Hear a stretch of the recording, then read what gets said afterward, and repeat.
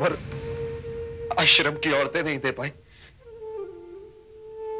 वो खबर मुझे देने के लिए भेजा गया। खबर?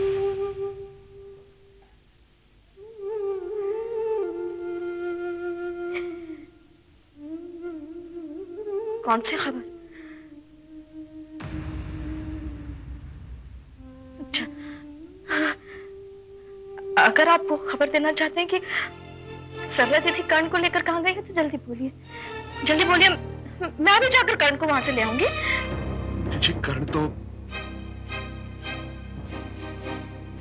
क्या? बोलिए, खामोश क्यों बोलिए? कर्ण तो क्या? हाँ? कर्ण तो आपसे बहुत दूर चला गया। आज शाम स्वीडन से आए लोगों को गोद दे दिया गया।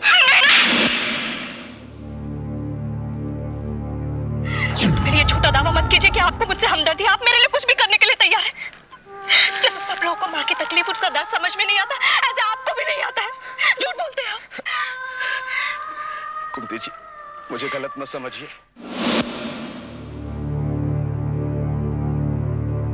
बहुत देर तक बाजार में भटकता रहा, समझ में नहीं आ रहा था कि मैं आपके लिए खरीदूं तो खरीदूं क्या। तभी अचानक मेरी नजर इस तस्वीर में पड़ी तो मैंने देखा माँ बेटे की तस्वीर। एक माँ के लिए यह सबसे बेहतर उपहार होगा। देखो माँ के आंचल में कितना शान, कितना खुश लग रहा है।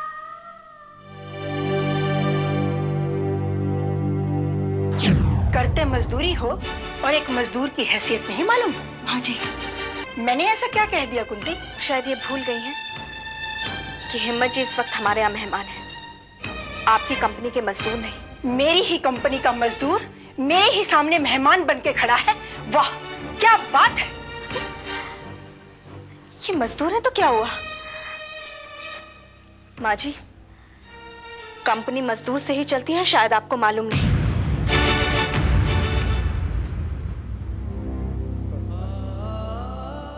तेरी लीला अपरंपार, तू है इसका भी सबूत देता है, और तू नहीं ये भी पता चलता है। जैसी तेरी मर्जी।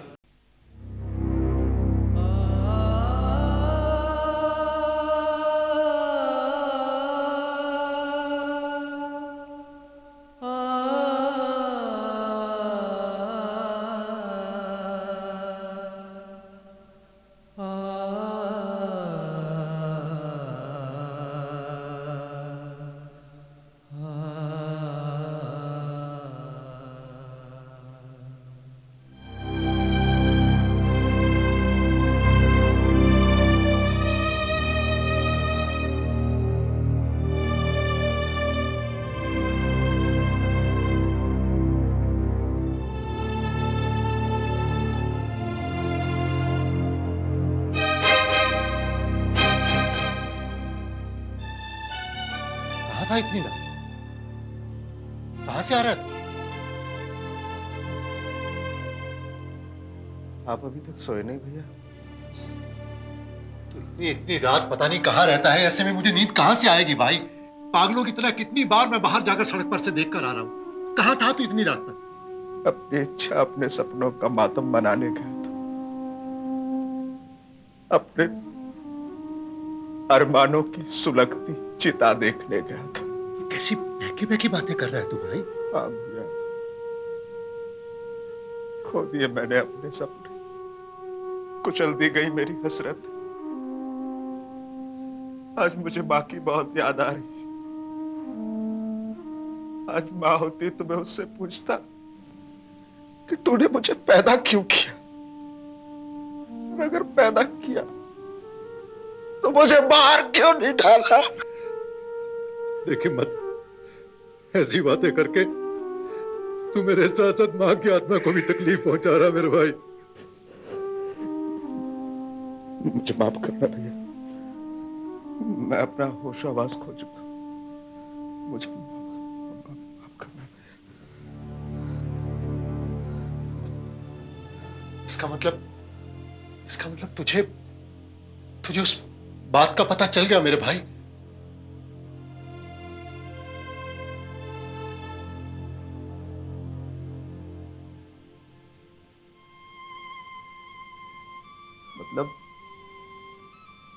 मतलब आपको भी ये बात मालूम थी कि कुंती जी के लिए किसका रिश्ता है?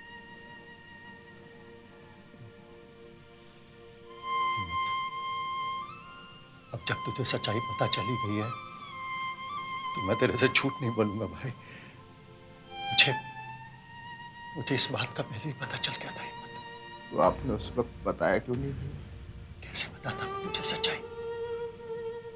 मैं डरता था कि सच्चाई पता चलने पर तेरे दिल पर क्या बीतेगी। मुझे डर था मेरे भाई कि ये सच्चाई तेरे लिए सदमा न बन जाए। आपके ना बताने से भी ये सच्चाई छुपी तो नहीं भैया? लेकिन मैं तुझे सच्चाई कैसे बताता हिम्मत? मैं तुझे दुखी नहीं देख सकता था मेरे भाई। किसी ने नहीं बताया मुझे, और किसी ने मुझे धोखे में रखा। डॉक्टर मनोहर, सुमित्रा जी, पुष्पा जी, मैं हर किसी से पूछता रहा, लेकिन सब कहते थे मुझे नहीं मालूम, मुझे नहीं मालूम, मुझे नहीं मालूम। अब समझ में आया कि सरला दीदी क्यों उखड़ी उखड़ी रहती। अब समझ में आया। लेकिन हिम्मत, तू ही सोच के किस मुंह से कोई तुझे सच्चाई बताता मेरे भाई? किस मुंह से बताता? और मैं सभी से बेचैनी और तनाव लिए पूछता रहा कि सच्चाई क्या है, सच्चाई क्या है, कोई बता दो मुझे। लेकिन किसी ने कुछ नहीं बताया, और मैं सारी सारी रात यही सोच सोच के जागता रहा। देख हिम्मत, अगर तेरी किस्मत में रातों को जागना और रोना लिखा है तो किसी को क्या दोष देना मेरे भाई? या वो लोग तो पराए हैं, लेकिन आप तो मेरे सगे भाई हैं। आपने भी मुझसे ये बात छुपाई भैया। आपने मुझसे ये बात छुपाकर मुझ पे बहुत बड़ी ज्यादती की है, बहुत बड़ी ज्यादती की है। आपको पता, पहले अगर ये बात पता चल जाती तो शायद मैं खुद को तैयार भी कर लेता, खुद को संभाल भी लेता। लेकिन अब कुछ नहीं बचा भैया, कुछ नहीं रहा। लेकिन हिम्मत, तुझे ये बात पता चली कैसे? किसने बताया? बताया तो किसी ने नहीं भैया, फिर भी मुझे पता चल गया। मतलब कि अभी तक तुझसे किसी ने कुछ नहीं कहा? सब लोग तो मुझे बेवकूफ समझकर मेरी भावनाओं के साथ खिलवाड़ करना चाहते हैं। वो तो मैं बहुत साहस करके कुंती जी के बाबूजी से मिलने गया था। क्या? तुझे ये सब कुछ वहां से पता चला हिम्मत? हाँ भैया, मैं उनके सामने गया तो ऐसा लगा जैसे मैं किसी अनजान अपरिचित इंसान के सामने खड़ा। और बड़ी बेपरवाही से उन्होंने मुझसे कहा कि मैंने कुंती जी के लिए किसी और को चुन लिया है। मैंने नाम जानने की कोशिश की तो बोले नाम जान के क्या करोगे। तभी वहां मिसेस रस्तोगी का फोन आ गया और मैं समझ गया कि ये रिश्ता किसका है। तू अपने उस मालिक रस्तोगी की बहुत तारीफ करता था ना कि बहुत देवता आदमी है। अब देख लिया तूने, उसी देवता ने तेरी भावनाओं पर, तेरी इच्छाओं पर डाका डाला है हिम्मत। नहीं भैया, इसमें उनका कोई कसूर नहीं। तो फिर किसका कसूर है? मेरी किस्मत का, मेरी हैसियत का। कुंती जी से शादी करने की हैसियत है मेरी। कोई भी लड़की का बाप मालिक और मजदूर में से मालिक को ही तो चुनेगा। देख हिम्मत, अगर तू इस बात को इस ढंग से सोचता है तो फिर इतना दुख क्यों? जो तेरी किस्मत में नहीं है, तेरी हैसियत में नहीं है, उसके लिए आंसू क्यों बहाना मेरे भाई? भैया, ये आंसू मेरी भावनाओं के हैं। ये आंसू उस दर्द के हैं जिसे किसी ने नहीं समझा। पैसे वाले के रिश्ते के सामने किसी ने मेरी भावनाओं का सम्मान नहीं किया। ये कोई नई बात नहीं है हिम्मत, हमेशा से यही होता आया है मेरे भाई। गरीबी और अमीरी की जंग में हमेशा अमीरी की जीत होती है। मैंने तो तुझे पहले भी मना किया था, लेकिन तेरी जिद के आगे मुझे झुकना पड़ा मेरे भाई। भैया, मैंने तो किसी के साथ कपट नहीं किया, किसी का अपमान भी नहीं किया। सिर्फ कुंती जी से शादी की इच्छा क्या जताई कि लोगों ने मुझे इतना नीचा गिरा दिया। सब मेरे साथ क्यों हुआ भैया? अगर मैं कुंती जी के लायक नहीं था तो मना क्यों नहीं किया? क्यों घर तक आके भरोसा दिलाया? सब स्वार्थी हैं, सब अपना मतलब सीधा करना चाहते हैं हिम्मत। लेकिन तू चिंता मत कर, कुंती के नाम पर पूरी जिंदगी तो खत्म नहीं हो जाती ना हिम्मत। मैं तेरे लिए बहुत अच्छी लड़की ढूंढ कर लाऊंगा हिम्मत। नहीं भैया, अब मेरे लिए किसी को कुछ करने की जरूरत नहीं। बस एक बार सरला दीदी से जाके मिलूंगा, उसके बाद स्वामी जी के साथ हिमालय चला जाऊंगा। अब इस शहर, इस माहौल में मुझसे जिया नहीं जाएगा। नहीं हिम्मत, मैं तुझे कहीं नहीं जाने दूंगा। तूने अपनी जिंदगी में एक फैसला खुद करके उसका नतीजा देख लिया। अब तेरी जिंदगी का फैसला मैं करूंगा और उन लोगों को बताऊंगा कि मेरे भाई की हैसियत क्या है। और सरला जी से भी मिलने की तेरे को कोई जरूरत नहीं है। नहीं भैया, जाना तो पड़ेगा, पूछना तो पड़ेगा।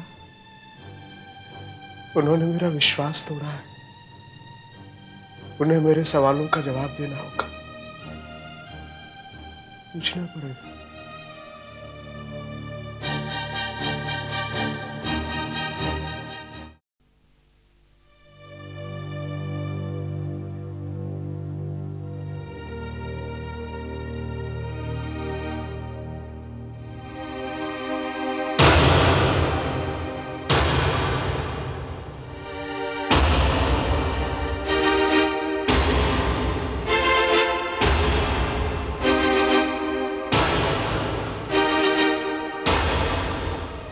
अच्छा साथ दिया सब।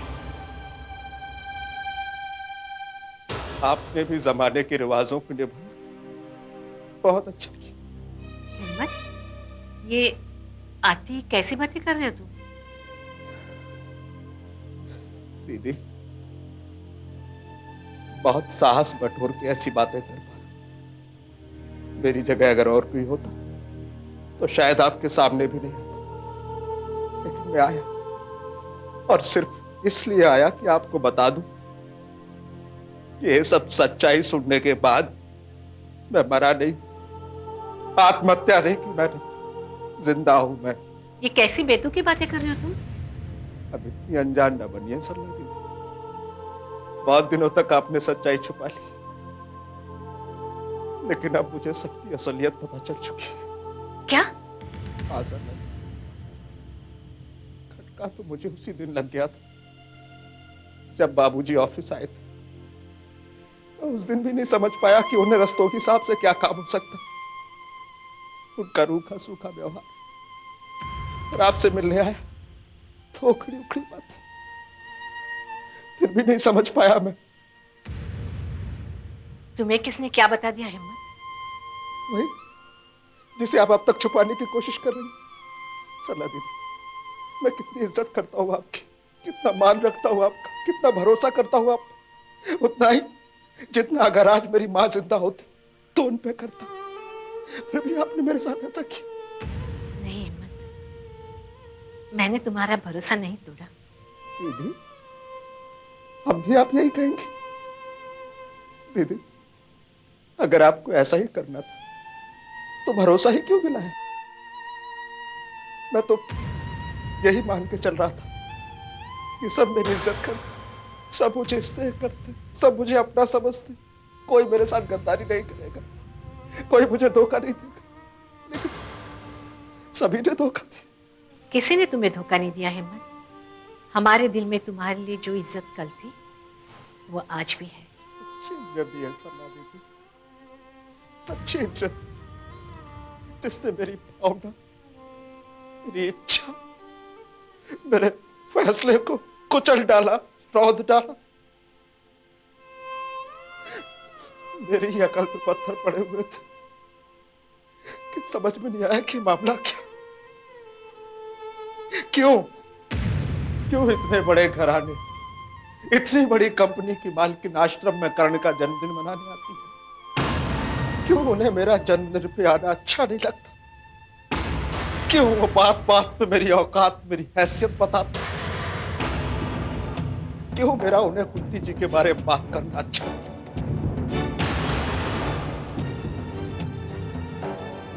मिसेस रस्तोगी से तुम्हारी बात हुई क्या? क्या कहा उन्होंने?